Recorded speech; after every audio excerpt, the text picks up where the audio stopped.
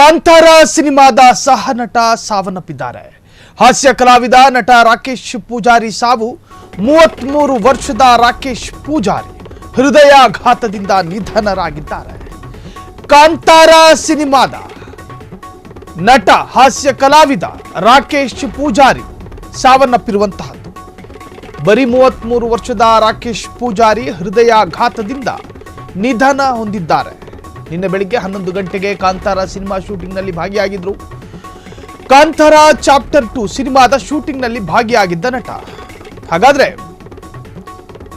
ಮಧ್ಯರಾತ್ರಿ ಹೃದಯಾಘಾತದಿಂದ ಕಾಮಿಡಿಯನ್ ಸಾವನ್ನಪ್ಪಿರುವಂತಹದ್ದು. ಕಾಂತಾರ ಸಿನಿಮಾದ ಚಿತ್ರೀಕರಣದ ಆರಂಭದ ದಿನಗಳಿಂದ ಹಿಡಿದು ಈವರೆಗೂ ಕೂಡ ನಾನಾ ತರಹದ ಅಗ್ನಿ ಪರೀಕ್ಷೆಗಳು ಕಾಂತಾರ ಸಿನಿಮಾದ ಚಿತ್ರತಂಡಕ್ಕೆ ಎದುರಾಗ್ತಾ ಇದೆ. ಒಂದೊಂದು ರೀತಿಯಲ್ಲಿ ಈ ಹಿಂದೆ ಸಣ್ಣ ಪುಟ್ಟ ಗಾಯಗಳೊಂದಿಗೆ ಪಾರಾಗಿದ್ರು.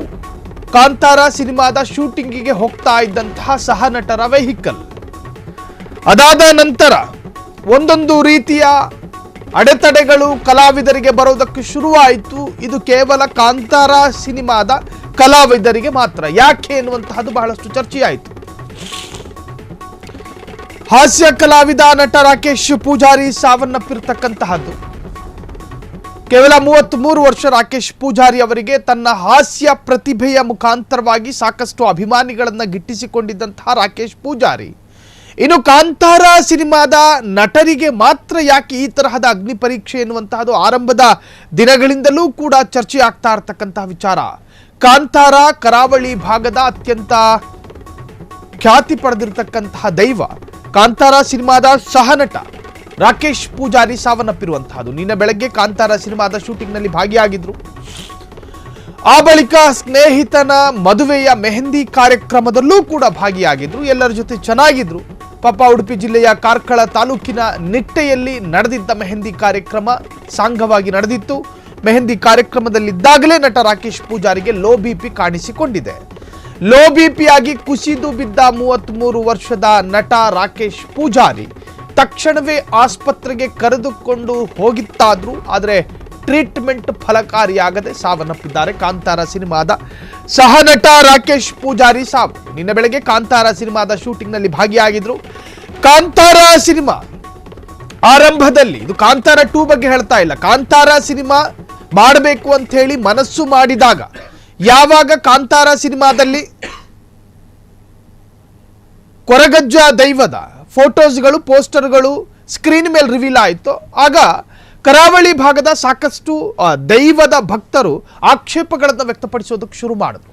ಕಾಂತಾರ ಎನ್ನುವಂತಹದ್ದು ದೈವದ ಸಾನ್ನಿಧ್ಯಕ್ಕೆ ಬರುವಂತಹ ಭಕ್ತರ ಪ್ರಾರ್ಥನೆಗಳಿಗೆ ಉತ್ತರಿಸುವಂತಹ ದೈವವನ್ನ ನೀವು ವ್ಯಾಪಾರೀಕರಣ ಮಾಡಬೇಡಿ, ನೀವು ಕಮರ್ಷಿಯಲ್ ಆಗಿ ಅದನ್ನು ಬಳಸಿಕೊಳ್ಳೋದಕ್ಕೆ ಹೋಗಬೇಡಿ, ಕಮರ್ಷಿಯಲ್ ಥಾಟ್ಗೆ ಕೊರಗಜ್ಜನನ್ನ ಬಳಕೆಯಾಗಬಾರದು. ಸಾಕಷ್ಟು ಆಕ್ಷೇಪಗಳು ಬಂತು, ಅಭ್ಯಂತರಗಳು ಬಂತು. ಆದರೆ ಈ ಆಕ್ಷೇಪಗಳನ್ನ ಕಾಂತಾರ ಸಿನಿಮಾದ ತಂಡ ಗಂಭೀರವಾಗಿ ಪರಿಗಣಿಸಿಕೊಂಡಿಲ್ಲ.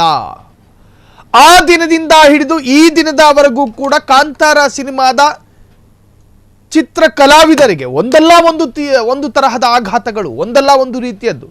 ಈ ಹಿಂದೆ ಸಿನಿಮಾ ಶೂಟಿಂಗ್ ಮಾಡೋದಕ್ಕಂತ ಹೇಳಿ ವೆಹಿಕಲ್ಗಳಲ್ಲಿ ಸಾಕಷ್ಟು ಕಲಾವಿದರು ಹೋಗ್ತಾ ಇದ್ರು. ಆ ಸಂದರ್ಭ ದೊಡ್ಡದಾಗಿ ಆಗಬಹುದಾದ ಒಂದು ಅಪಘಾತವನ್ನ ಸಣ್ಣದಾಗಿ ಮುಗಿದು ಹೋಗಿತ್ತು. ಅದೃಷ್ಟವಶಾತ್ ಯಾರಿಗೂ ಕೂಡ ಪ್ರಾಣಾಪಾಯ ಆಗಿರಲಿಲ್ಲ.